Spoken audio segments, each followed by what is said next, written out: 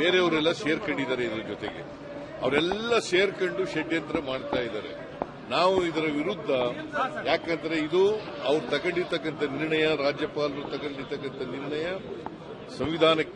ಸಂವಿಧಾನ ಬಾಹಿರವಾಗಿರ್ತಕ್ಕಂಥದ್ದು, ಕಾನೂನಿಗೆ ವಿರುದ್ಧವಾಗಿರ್ತಕ್ಕಂಥದ್ದು. ಅದರಿಂದ ನಾವು ಕೋರ್ಟ್ನಲ್ಲಿ ಇದನ್ನ ಪ್ರಶ್ನೆ ಮಾಡಿ ನಾವು ಲೀಗಲ್ ಫ್ಯಾಕ್ಟ್ ಅನ್ನ ಮಾಡ್ತೇವೆ.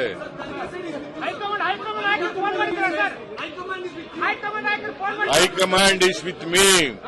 The entire cabinet is with me. The government is with me.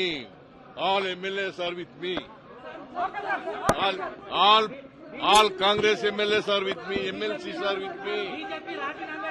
All Lok Sabha, Rajya Sabha members are with me.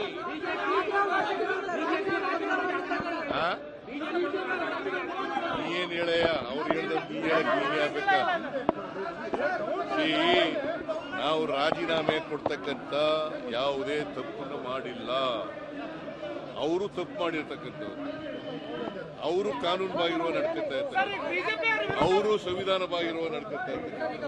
ಇವತ್ತು ರಾಜಭವನವನ್ನ ರಾಜಕೀಯ ದಾಳವಾಗಿ ಉಪಯೋಗಿಸ್ಕೊತಾ ಇದ್ದಾರೆ.